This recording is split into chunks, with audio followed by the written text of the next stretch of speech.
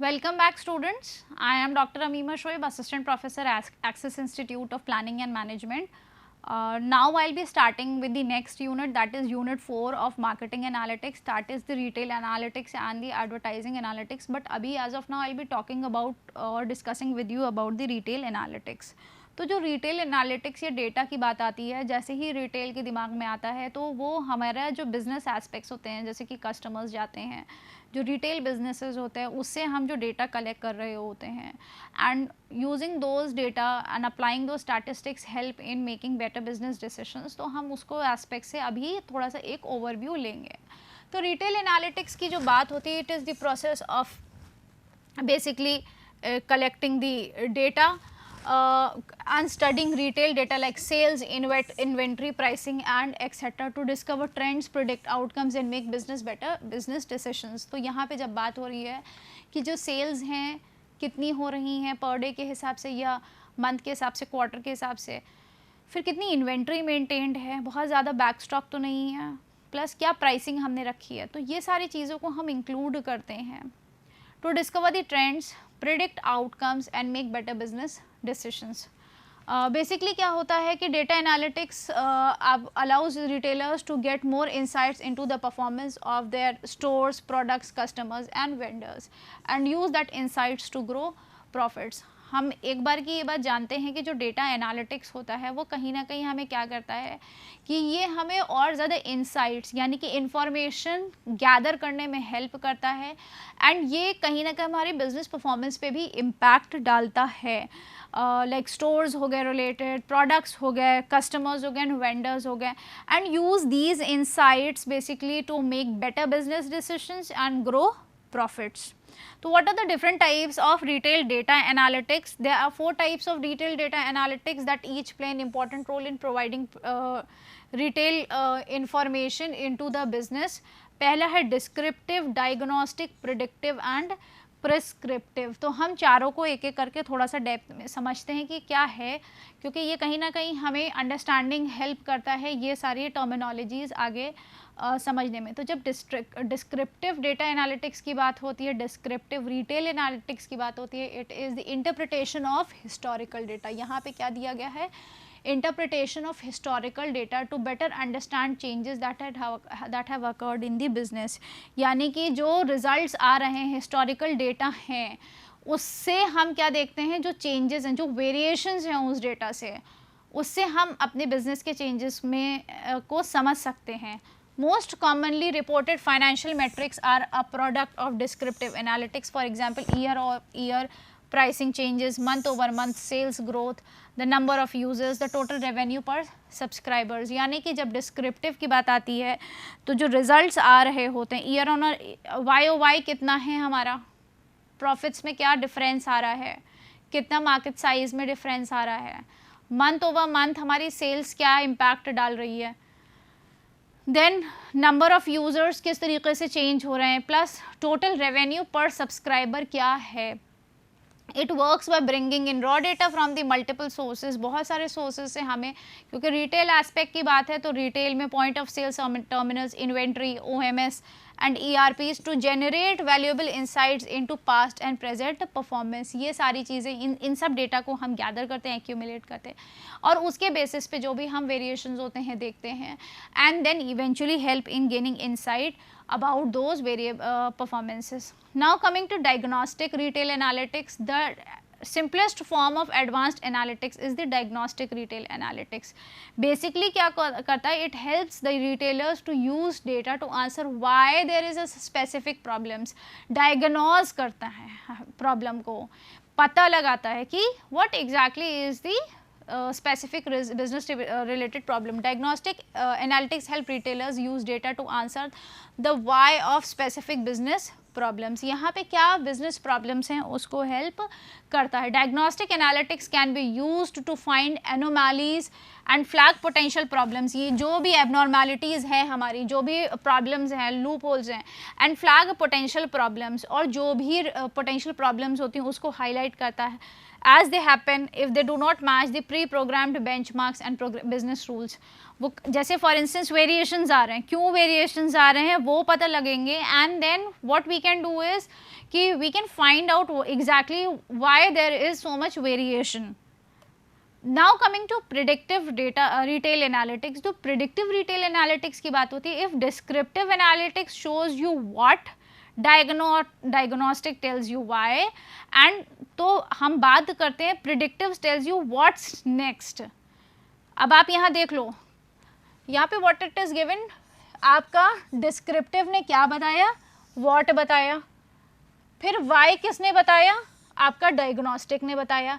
Predictive कह रहा है व्हाट्स नेक्स्ट, व्हाट्स नेक्स्ट, अब आगे क्या है. व्हाट और वाई तो हमें पता चल गया, अब नेक्स्ट क्या करना है हम अपने बिजनेस से रिलेटेड. हमें जब पता चल चुकी हैं चीज़ें, हमें इश्यूज पता चल चुके हैं, we are not able to match our benchmarks, so we have to find out what's next. तो प्रिडिक्टिव एनालिटिक्स इसमें हेल्प करता है. It automatically detects clusters and exceptions and uses various algorithms, statistical methods to predict future trends. क्या होता है, complex algorithm, statistical methods to predict future trends. Retail business are very complex and there are too many correlations between factors like demand हो गया, inventory हो गया, product assortment हो गया, competitors हो गए, हमारे consumers हो गए, consumer behavior हो गया, how they are responding, consumer decision making हो गया. For any human account for all of them manually. तो ये चीज़ें किससे पता चलती हैं हमको, हम प्रिडिक्टिव एनालिटिक्स को यूज़ करते हैं. Now coming to prescriptive data analytics. जो प्रिस्क्रिप्टिव डेटा एनालिटिक्स है वो क्या है, it's a process that analyses data and provides instant recommendation how to optimise business practices and suit multiple predicted outcomes. क्या है ये, इंस्टेंट रिकमेंडेशंस देता है how to optimise on the business problems. Prescriptive analytics takes what we know, हमें क्या पता है, comprehensively understand the data and predict what could happen, suggest best steps forward based on informed simulations. This is what exactly happens in prescriptive retail analytics. Now let's understand applications of analytics in retail. किस तरीके से हमें use करने में help करता है. There are certain like price optimization, personalized marketing, fraud detection in retail, utilizing in social media, merchandising, plus आपका हो गया location of new store, inventory management, customer sentiment analysis and recommendation system. Let's have a quick review of each one of them and अभी हमें इसका पता चल जाएगा. जो प्राइस ऑप्टिमाइजेशन की बात होती है, इट इज़ बेसिकली हम अपने प्रीवियस सेशंस में भी पढ़ चुके हैं. जो ऑप्टिमल प्राइस है या बेस्ट प्राइस है, हमें ये देखना होता है अपने प्रोडक्ट का हम सेट करें. Use of mathematical analysis by a company to determine how customers will respond to different prices for its product and services through different channels. It also determines the prices that the company will best meet its objectives such and maximizing the profit.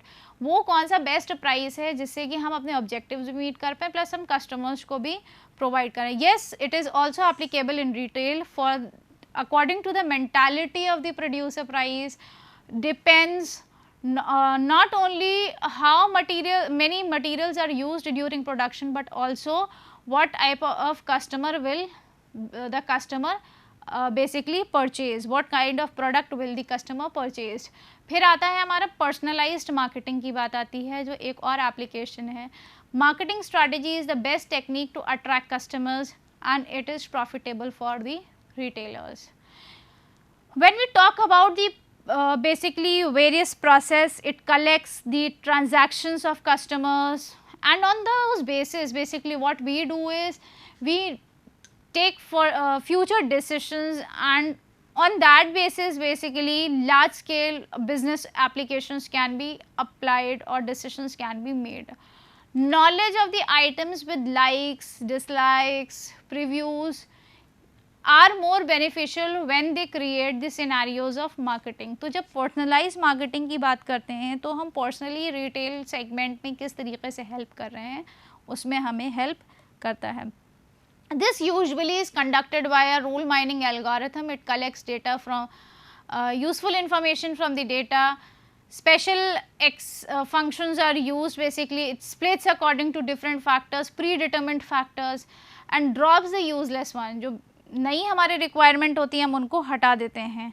Then understanding the data science workflow will allow basically the marketing team कि हमें किस तरीके से अपने customers को tap करना है. What would basically the different steps that would be required when we collect the data, then we perform certain exploratory data analysis to get an idea of the right model to find the insight we are looking for. Now we'll pick up the best model that fits our data perfectly, and when the model execute it will give the best result.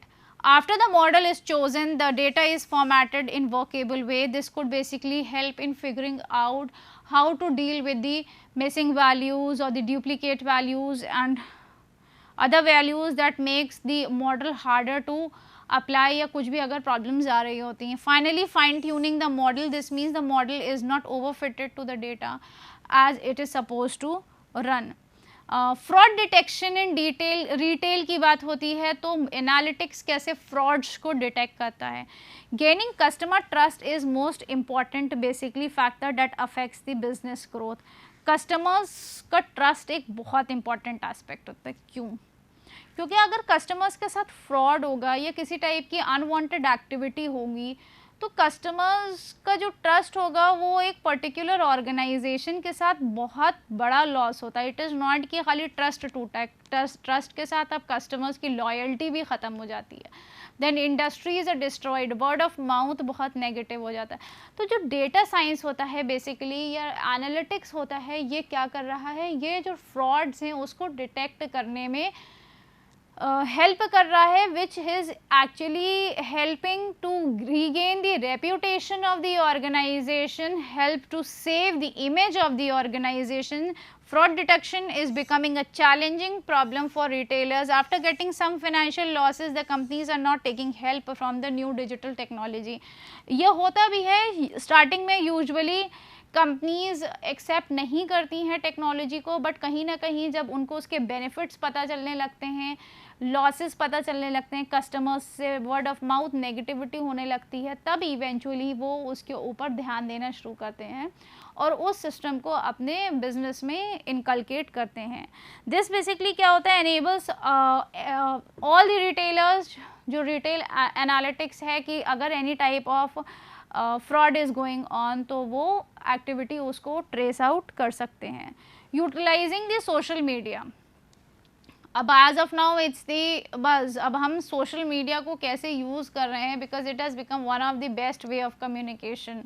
The retail industries are taking the help of these communication bridges or technologies for marketing throughout the world. अब previously हम traditional market system पे चलते थे, but as of now every organization, every brand is using social media to market themselves. Social media basically provides a large amount of customer data to the retailers, which helps in finding the patterns, customers' behaviors and various trends that are being shown by or predicted by the customers.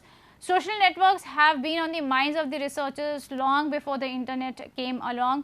तो ये कोई researchers हैं जो keep on finding out कि हम किस तरीके से कस्टमर्स को various inventions keep on happening. Sociologist were looking into the way people were being tied through their daily contacts and personal ties away back in the 20th century.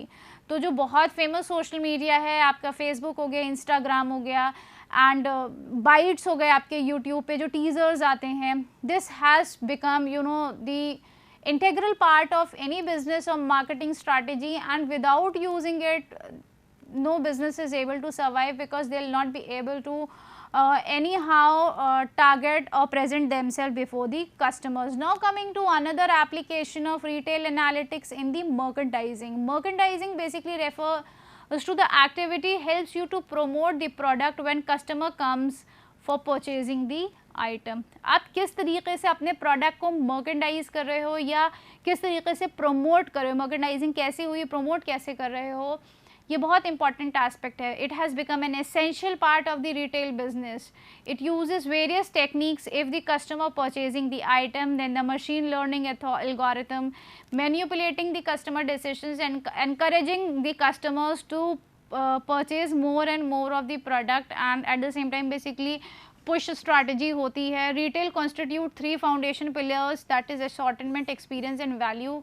What products you need to sell, how would you sell them and at what price. ये 3 चीज़ें बहुत important होती है. आप क्या बेचना चाहते हो, कैसे बेचना चाहते हो और कितने रुपए पे आप बेचना चाहते हो, कितने अमाउंट पे बेचना चाहते हो. Many techniques are basically use for manipulating the customers decision, arranging products effectively on the shelves. ये भी एक तरह से टेक्निक यूज़ हो रही है. अट्रैक्टिव पैकेजिंग की बात होती है, प्रेजेंटेशन ऑफ द प्रोडक्ट्स हो गया, प्रोवाइडिंग गिफ्ट्स हो गया, अट्रैक्टिव प्राइसेस हो गया. दिस इज़ हाउ मर्केंडाइजिंग में रिटेल एनालिटिक्स का यूज़ हो रहा है.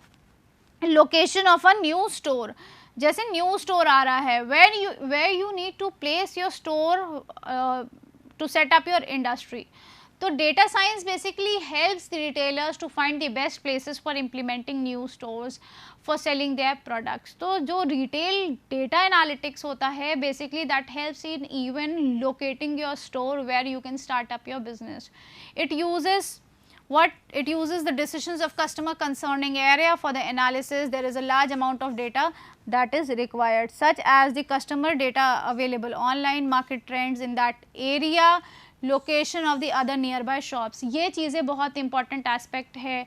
जब हम बात कर रहे हैं कि हम डेटा यूज़ करके हेल्प करेंगे कि हमें अपना स्टोर किधर सेटअप करना है, क्या लोकेशन होनी चाहिए, तो जो उधर के आसपास की जितनी इन्फॉर्मेशन है विद रिस्पेक्ट टू की data, customers data, market trends क्या हैं उस एरिया के, लोकेशंस के आसपास जितनी शॉप्स हैं उनका क्या रिस्पॉन्स है, वो क्या सेल आउट कर रहे हैं, उन पे कितना कस्टमर्स टैप करता है, वो सारी इन्फॉर्मेशन हमें होना ज़रूरी है. Common example includes वेंडीज, popular burger chain in the US, which leveraged location analytics to identify new store location and save nearly $750,000 in that process.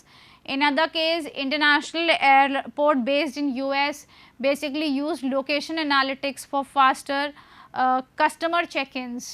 Yes, so these basically helps in even the customer check-ins. The location plays a very important role.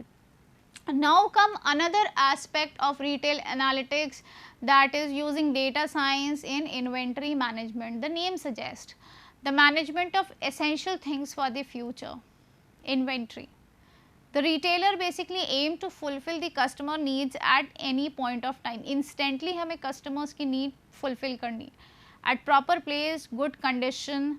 ये बहुत important aspect है. Today's inventory control system are now do hold important business insights that can help you to make data driven decisions for increased productivity and profitability. And inventory basically can help you provide with unparalleled insight into customer behavior, customer performance and channel performance made possible even for large data sets. तो inventory क्या है, कितना availability है, किस condition में है, proper time पे, ये सारी चीज़ें हमें बिजनेस डिसीजंस में हेल्प करती हैं.